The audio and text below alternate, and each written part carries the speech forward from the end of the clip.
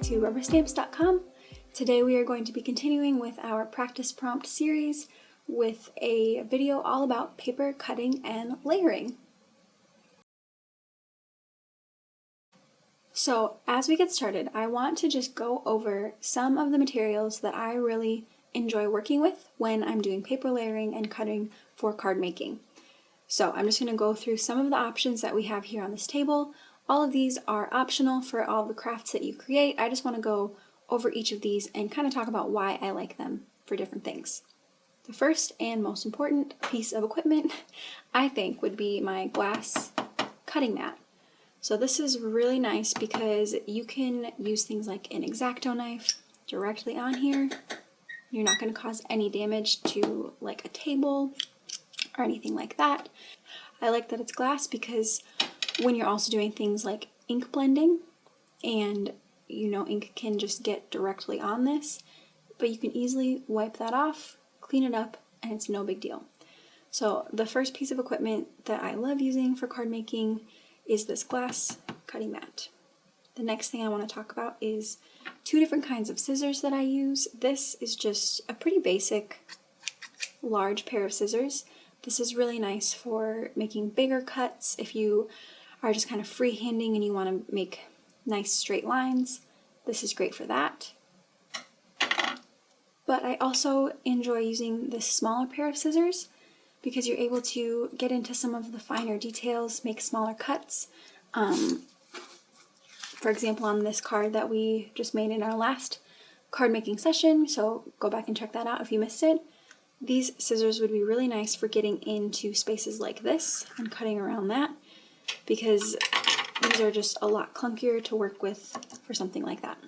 The next piece of equipment that I want to talk about is your X-Acto knife. This is also really great for detailed cuts or making circle cuts on the inside of a piece of paper, which we will get into later.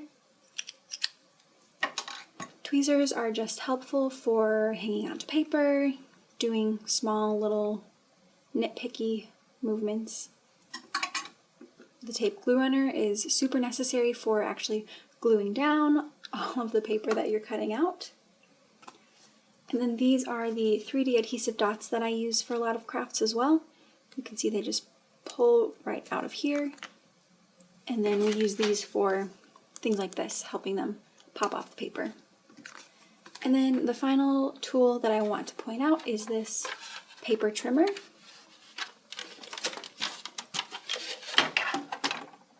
This is one of my favorite tools.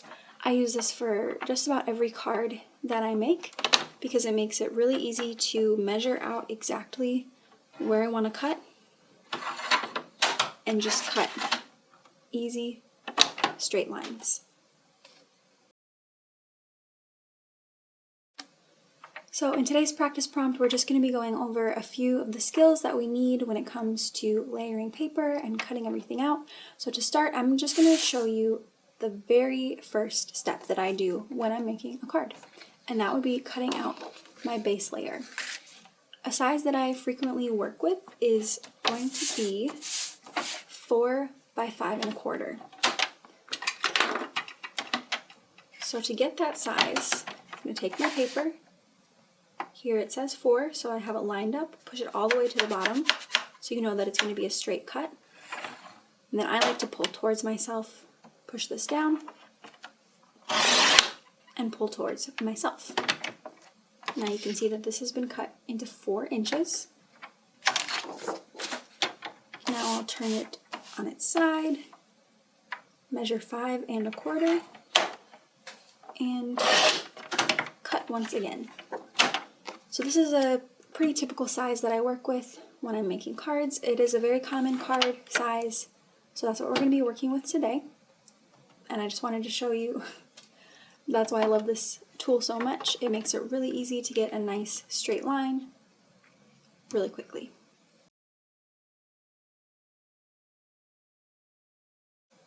So I like working with a blank base card just because it adds a little bit more structure to the card when you add on some additional layers. But for now, I'm going to take that and set it off to the side. The next thing I want to go over is layering paper using different patterns, different colors to create borders and frames. So there are a lot of different things that you can do with layering paper and different patterns, but I will say that one of the most common things that you'll see in card making is taking a patterned paper, using that as your background, and using a plain colored paper or even sometimes white as your foreground. And so what you're going to end up doing is cutting this to size to exactly fit on the backing of the card. And then you'll take your secondary paper and you're going to cut it slightly smaller so that you have this nice border around the card. And then you put your stamps or whatever it is that you want to feature on top of the card. The reason that you'll see people doing this is because if you were to do it in the reverse, which you can do, some cards, it does look pretty nice, but if you were to do it in reverse and you put the pink on the back and then the pattern on top, and then you're taking all of your stamps or other elements, it can get pretty busy. If you're wanting to emphasize the stamps or whatever it is that you want to feature on the card, it does typically work better to do the pattern on the back and the plain paper on the top. So let's start with that. To start, I'm going to cut this exactly to size, which we know is 4 by 5 1/4. So I'll line it up at 4, cut, flip it over, 5 1/4,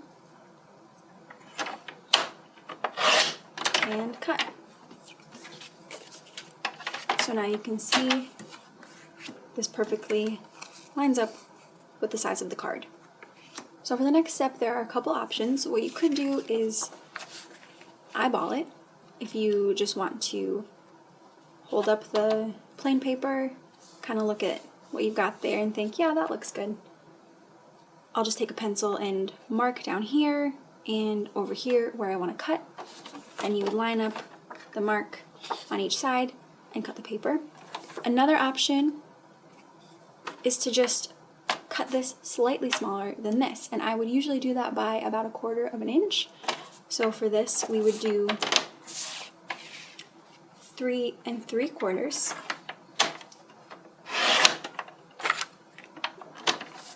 by 5.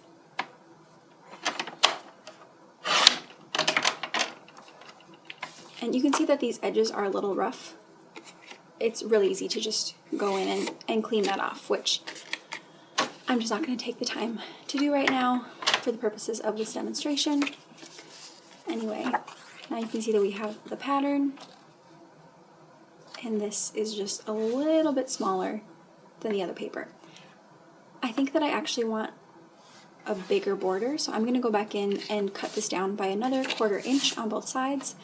It's always better to start with less because you can cut more off, but you can't put more paper back on. So now we're going to go to, so we were at 5, we'll go to 4 3/4.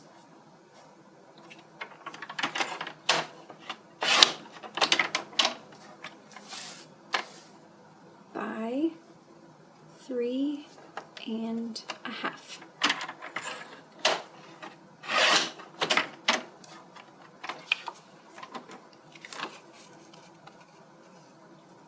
And I think that looks a little bit better, so we're going to leave it just like that.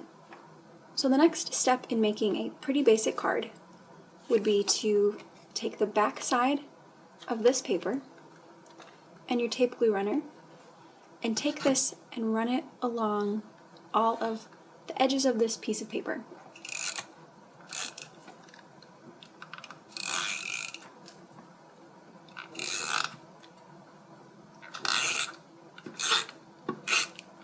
If you really want to make sure it's secure, you can add a little X in the middle.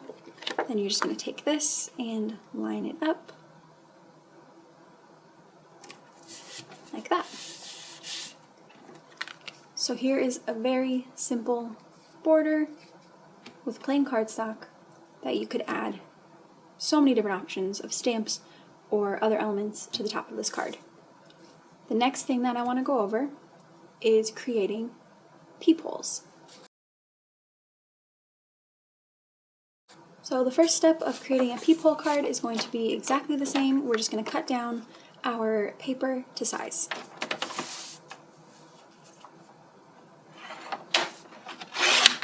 So again, we're going with 4 by 5 1/4.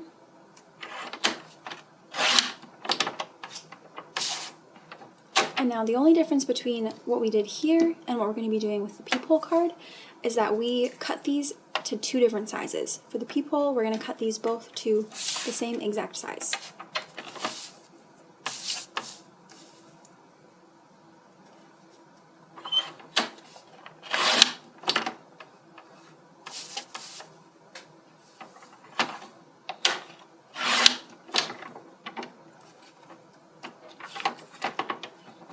Alright, now that we have these both cut down to the same size, you need to decide which layer you want on top and which layer you want on the bottom. I think for this one I'm actually going to put this layer on the top.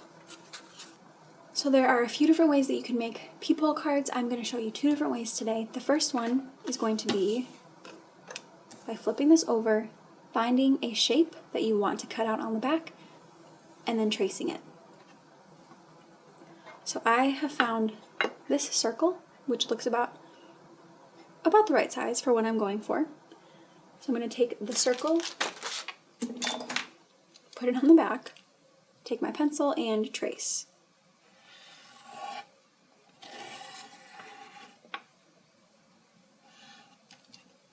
There we go.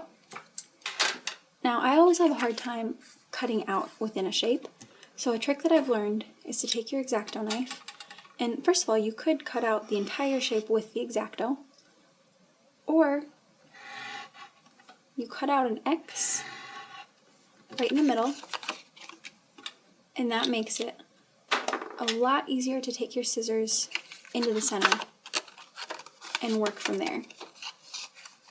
I do like to cut along, well, not along the edge quite yet, before I get to that point. I just kind of cut out a rough shape in the middle before going back and cutting along the line. So now I can take my scissors, cut up to the line, and trace around with the scissors.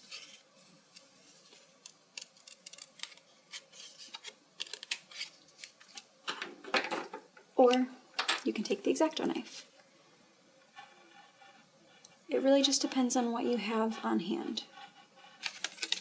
Alright, if you flip it over, you have your circle.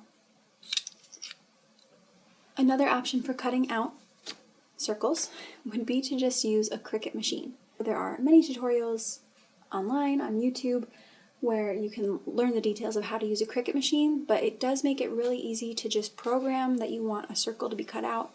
You put it on the Cricut mat, stick it in, and it does all the work for you. So that's another option as well if you do have a Cricut machine.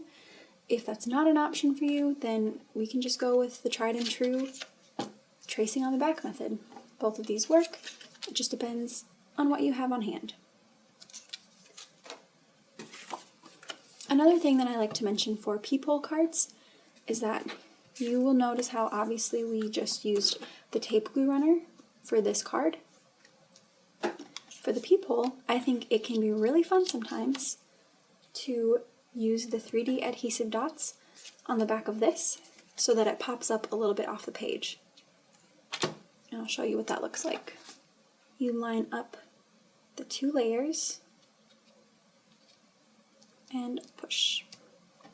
So you can see how there's a little bit of a shadow, and this is just a little bit more 3-dimensional now because we have these 3D foam feet on the back of this paper. So when it comes to selecting the types of paper that you're going to be layering together, there are a few things to keep in mind.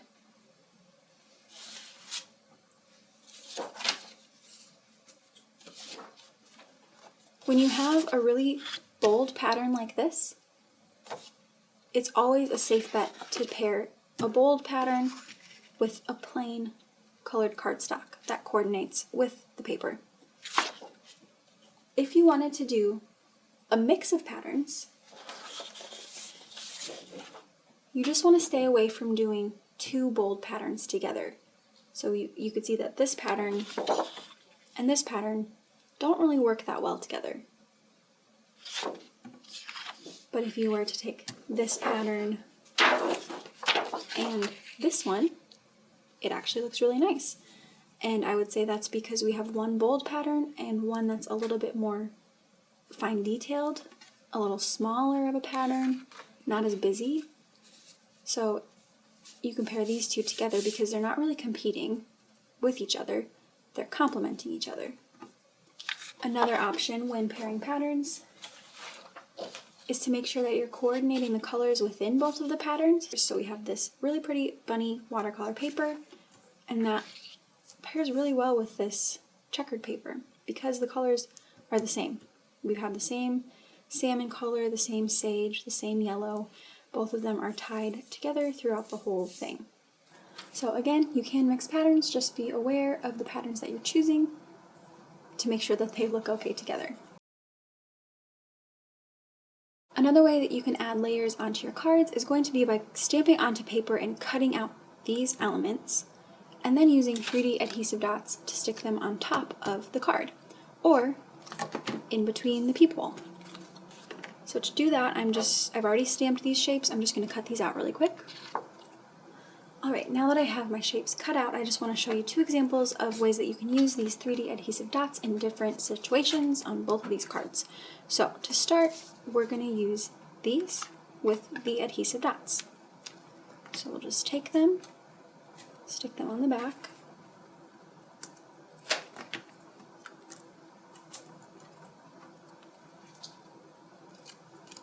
remove the second layer,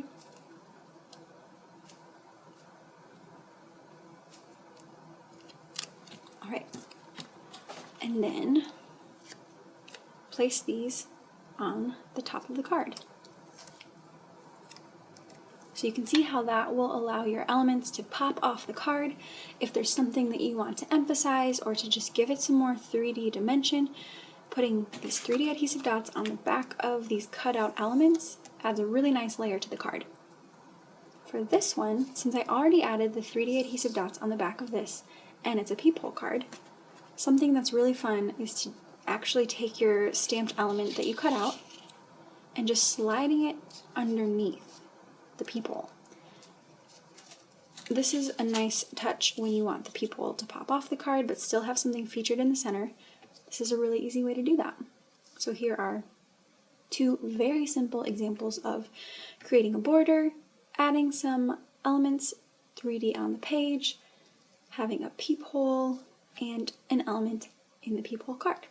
There are so many options of ways that you can layer paper to make really beautiful cards. Make sure you come back for the next session of this class because we're going to be showing you how to put this together to make a really beautiful seashell card using some of these techniques. Thank you so much for watching. We will see you in the next class.